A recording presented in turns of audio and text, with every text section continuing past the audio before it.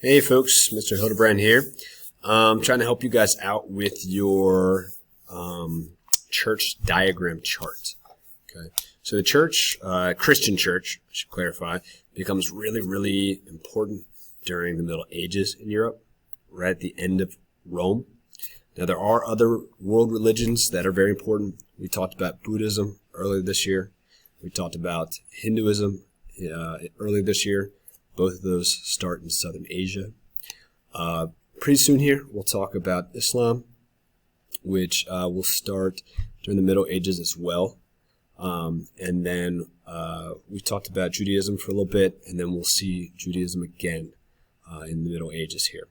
But this one's about the Christian church and how it's going to impact the kingdoms that'll pop up after Rome. So I'm not going to spend a whole lot of time on these Germanic tribes and their invasions. You guys have a Nearpod on that. So all these notes about Germanic invasions, let's skim through them because you guys have all these on your Nearpods. Okay, so you can fill these in and go back. Now I'm going to go down here to church structure. Okay, because it's going to ask us, hey, how did Christianity survive? We know it started in Rome, and Rome fell apart. So how did it survive and then actually grow from there? So at the end of Rome, you got this Emperor Constantine who became a Christian, and he's going to make it legal. You know, for a while, the Romans didn't like Christians. They blamed them, and they outlawed it. But then Constantine, their leader, becomes a Christian, and suddenly it is legal to be Christian. And they start to build churches, okay, buildings where they could worship, God in the way they wanted. And they built them all around the empire, all over Rome. In AD 391, Christians had risen to such power, and the leaders of Rome, many of them were Christian, had actually made it illegal to worship other gods, goddesses. So the Roman gods and goddesses, the ancient ones, were made illegal. Okay. So that brings us to what's called the Roman Catholic Church. Now, it's called Roman Catholic Church because it started during Rome. Now, you might have heard the Catholic Church. It is still a church today. When I say church, I don't mean like one building. I'm talking about a group of Christians, okay, like all around the world when I say church. Okay. There's different types of Christianity. If you're driving around and you see some churches, you might see different types. Catholic is a type, okay? And later this year, we'll get into why there's the different types. But Catholic is one of the major types.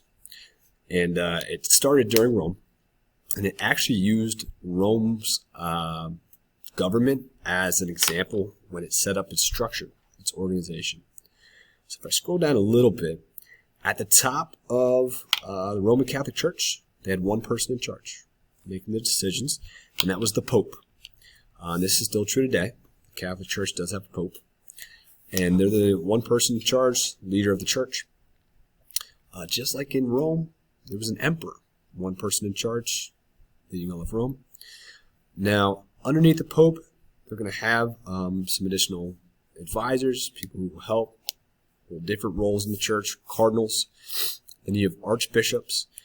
These people are in charge of dioceses, which is districts, but basically big churches in major cities around the world. And we're talking about New York City, Tokyo, London, major big cities. Okay. Then we have bishops. They're in charge of districts or groups of churches all around the world or in local areas. And then we have a priest. That is somebody who's in charge of one church, one building. Okay. Now I want to help you guys fill in your chart that you can use on your test. So it says, who did the Catholic Church copy when organizing their structure? That would be the Roman Empire. Remember, pause this video whenever you need so that you can fill yours in. And it says, how so?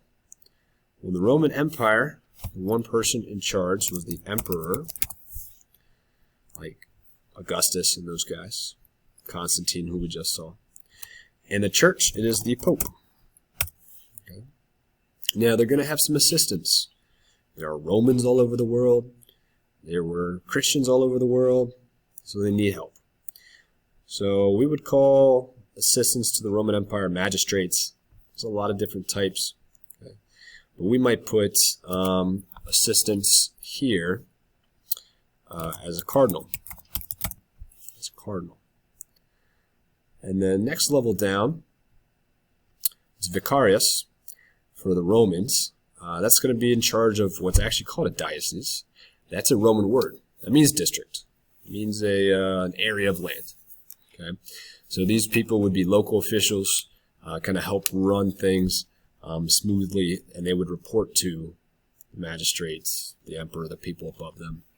Same thing in the church. We need somebody to kind of help with things on a more local level, help out with a bunch of different churches. Can't oversee everything. Okay, and these are going to be the bishops. Remember the ones in the big cities, archbishops.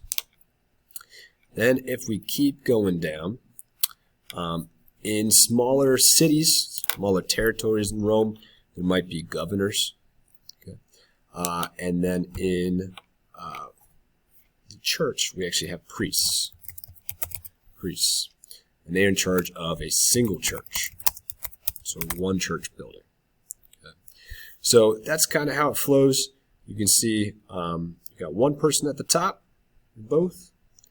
They have assistants who help them look at big global things, right? The whole empire, the whole global church, all the churches. You get a little smaller, break it up into districts, almost like school districts. A lot of different buildings in that school district. And then we go even smaller to school buildings, right? We got our principals. They would have governors in Rome, smaller cities and territories. And then in the church, you got one church, and there's a priest in charge. Okay. So hopefully that helped. Feel free to pause me, fill that in for any projects or tests. Thanks, guys.